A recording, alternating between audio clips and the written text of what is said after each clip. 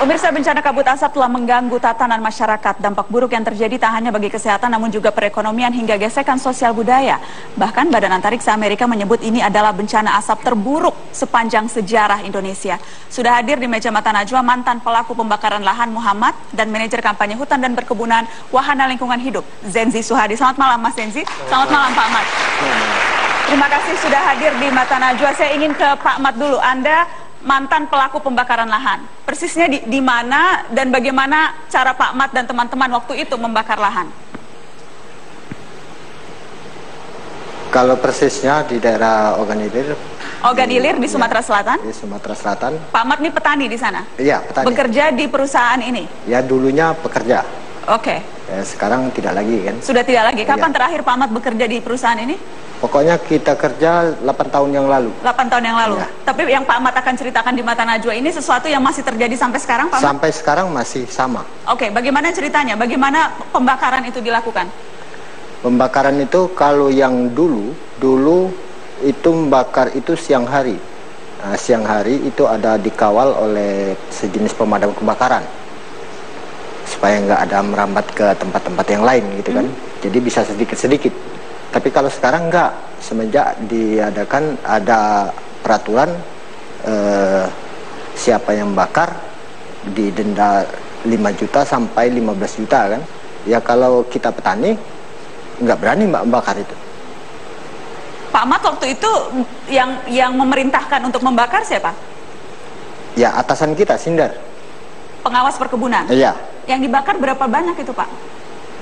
Kalau yang dulu terbatas batas paling ada satu petak. Satu petak itu paling 20 hektar atau 25 hektar. Tapi kalau kini enggak. Sekarang berapa banyak itu? Kalau dia bakar, sebab kini bakarnya itu malam hari, setelah bakar itu kan ditinggal. Jadi kemana api merambat? Bisa sampai berapa banyak itu? Bisa sampai 80-an hektar. Jadi cara bakarnya apa? Dilepas begitu saja? Dilepas langsung ditinggal.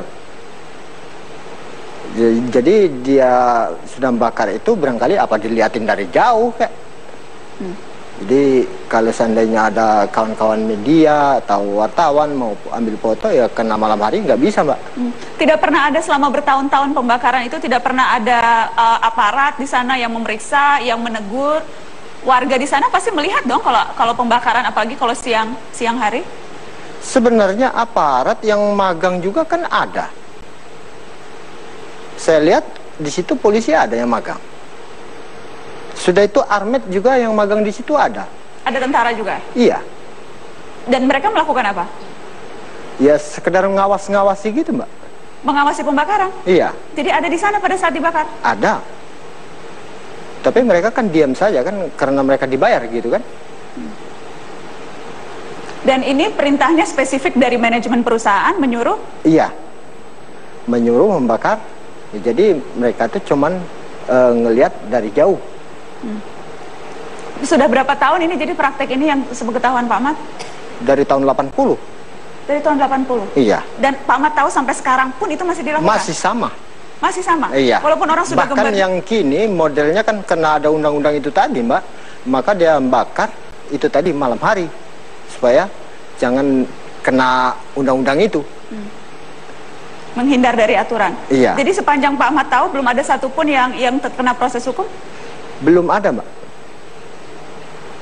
Dari petaninya, dari mandornya, dari sindernya belum ada satupun yang pernah kena? Ini tadi ada yang pernah kedapatan bakar itu oleh Polda Sumsel. Itu nggak lama juga Mbak. Nggak lama maksudnya?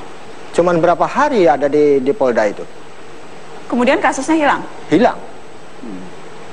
Itu siapa waktu itu? Level apa? Level pelaku atau level manajemen? Nah itu yang manajemen, yang merintah. Yang merintah kan Sindar. Nah yang diperintah itu mandor besarnya. Dua-duanya itu dibawa ke Polda. Tapi cuma beberapa hari di sana? Cuma beberapa hari doang. Kasusnya kemudian tidak ada kelanjutannya? Nggak ada kelanjutannya.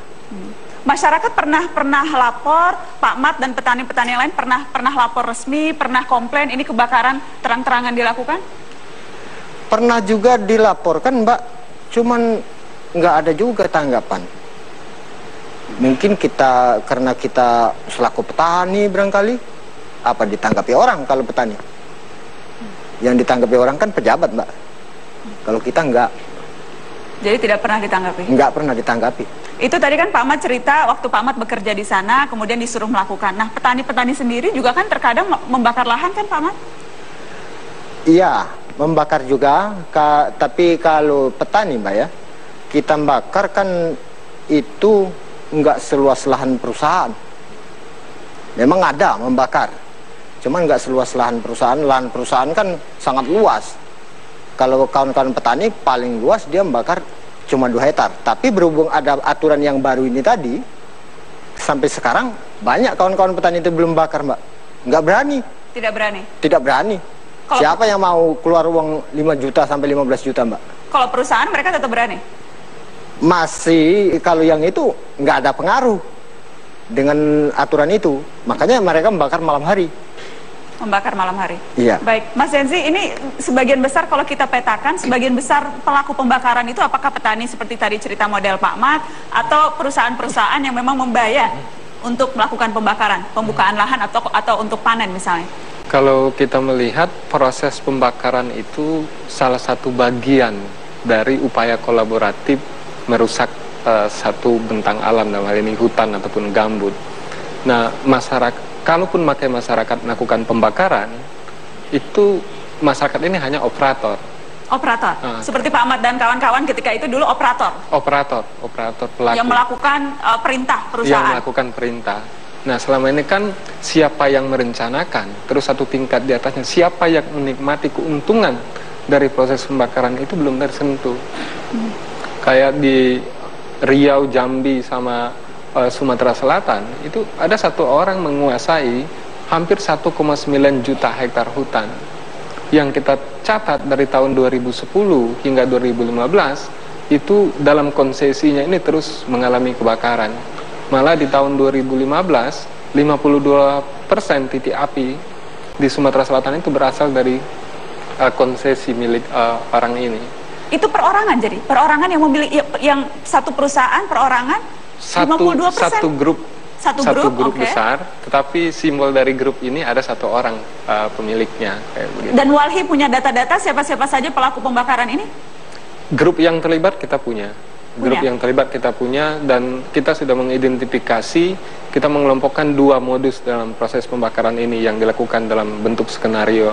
Skenario pertama, legal dulu baru dibakar, atau skenario kedua, bakar dulu supaya legal. Dan ini berjalan serentak dan masif di seluruh provinsi yang mengalami kebakaran, termasuk provinsi-provinsi sekarang yang terancam. Kita prediksi, bisa kita buktikan nanti, di 3 tahun, 4 tahun ke depan, asap akan banyak, titik api akan banyak itu di Papua. Di Papua? Di Papua. Dari mana prediksi itu? Karena skenario ini tadi sudah mulai dijalankan di sana. Legal dulu baru dibakar?